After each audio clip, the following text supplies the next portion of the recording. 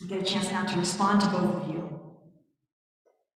So thank you for these beautiful insights that you gave us this morning. Olivia, you reminded us that we have a giant art project right in the middle of our Torah. I never thought of it like that before.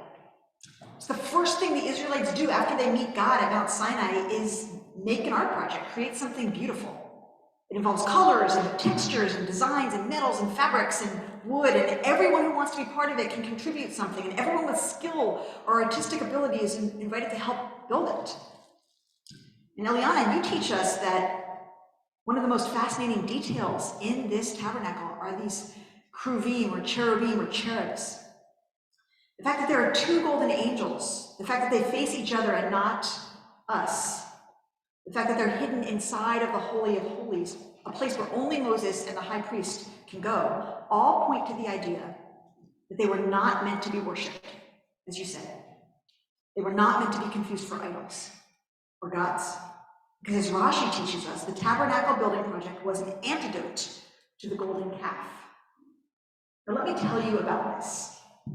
Back then, people thought that gods could live within statues that they called idols.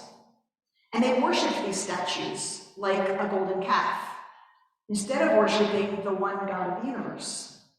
They brought gifts, they sacrificed animals, they did rituals around these statues. The idea was that gods live outside of you in designated objects.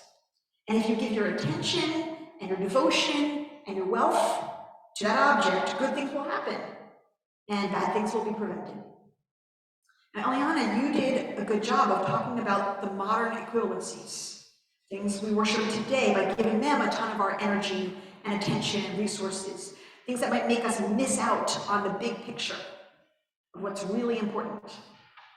The example you gave was cell phones. We could add celebrities, influencers, that's a thing. High school admissions, college admissions, high-powered jobs, things outside of us that we think will protect us and make us okay, things that we elevate beyond their actual worth. Here's what was totally revolutionary about this parsha. The thing they're building, the art project that's about getting close to God, the Mishkan, is a beautiful space centered on emptiness. The cherubim are looking at an empty space between them, between their faces. Why? Because the God we worship is not a thing. It is in emptiness, and in nothingness, and in all being. That's the very big idea of Judaism. The God we worship is beyond and within all existence. It is a great oneness. This is radical and transformational, moving the world from concrete, tangible gods located in specific places or located in specific people like Pharaoh or other kings who people thought were gods, to the intangible, to the ineffable, to the all-present, to the infinite one. The word God is not a Hebrew word. The word in Hebrew is Yud He Vav He, 4 letters in Hebrew that are a verb. God is a verb, and it is the verb to be. And it is the verb to be in the present and in the future. This Yud He Vav He is very different from an idol or an object. It's not just outside of us, it's also inside of us. In verse 8 of this parsha, we read, "V'asu li mikdash v'shachanti b'tocham." God says, "Let them make me a sanctuary, Mishkan, that I may dwell within them." Our prayer book is named after this week's Torah portion, and you'll find this verse on the title page of the prayer book.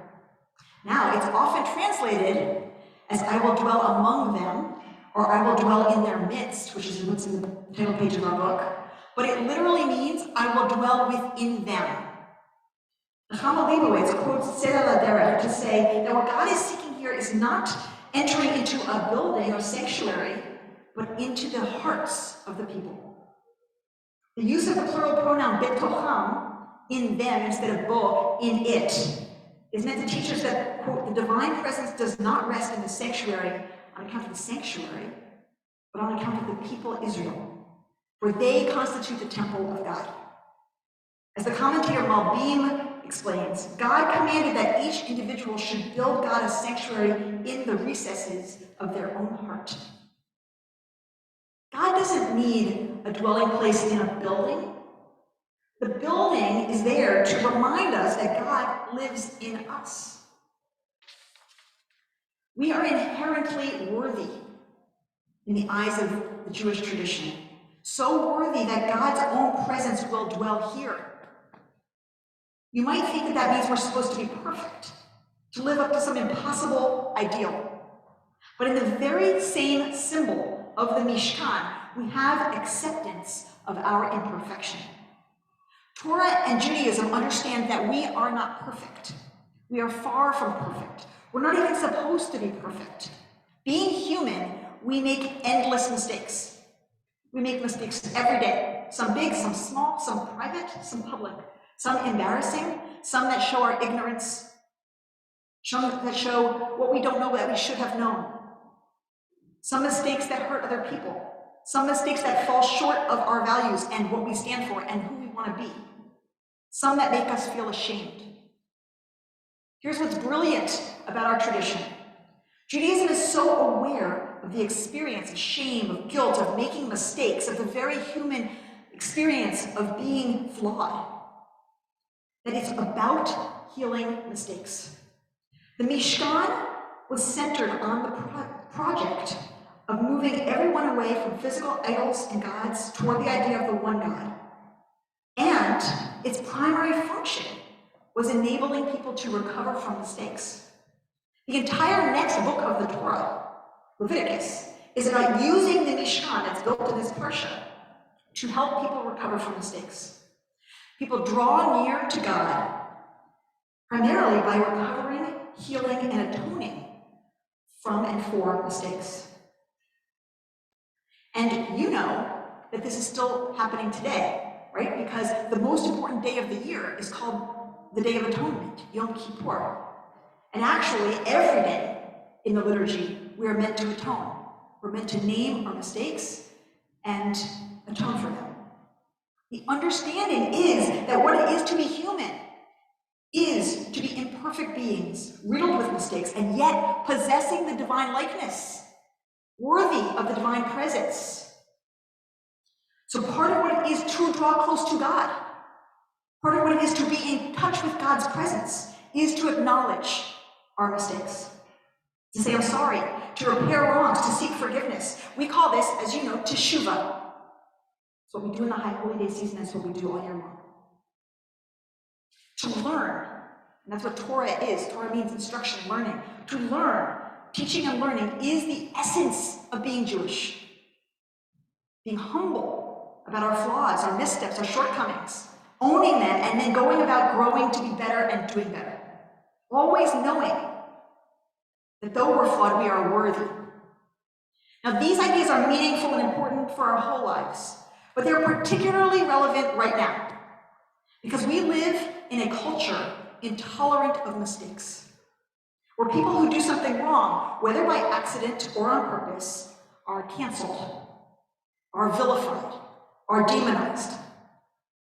As a Jewish leader, I see this particularly in the Jewish community.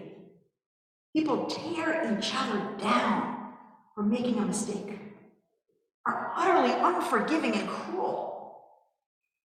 People get shunned, removed, particularly when a non-Jew says something wrong about Jews or Jewish history, like Whoopi Goldberg saying that the Holocaust wasn't about racism. Now, the Holocaust was indeed about racism, because the Nazis believed that the Jewish people were an inferior race. Whoopi Goldberg repeated her wrong idea several times on air. She was wrong. Okay. So let's correct her and correct the record and teach everyone the truth. And as soon as a person is willing to own it, to apologize, to learn, which she did within 24 hours. Let's applaud her humility and her courage. Let's welcome her to learn with us. Let's draw her close. Why attack? Why punish? Why demonize? This is very important because we're living in a time with growing anti-Semitism, in a time with growing anti-Israel sentiment, not just critiques of Israel, which are warranted, but delegitimization of Israel, the idea that Israel shouldn't exist, which is anti-Semitic. There are going to be many people who make mistakes, who say things they've heard someone else say, or who have their own wrong ideas, things that are hurtful or offensive or ignorant. In the last week, I've heard from 4 of our teens, 3 in middle school and 1 in high school, who are facing anti-Semitism in their schools. Some of you are here today. Some of these things were hateful things. Some of them were just ignorant things. It's happening a lot. And I want you all to know that if this happens in your school, we are here to help you figure out how to respond, how to address it. Absolutely, we must correct anti-Semitism when it happens. We must address it. We must speak out against it, wherever it comes from. We must proactively teach about it so that people understand it before making those kinds of mistakes. We must advocate for learning about anti-Semitism in all of our institutions, in every environment. And if a person who says or does something anti-Semitic won't apologize, if they dig in and intentionally spread misinformation or refuse to learn, that's a real problem, and that's another sermon.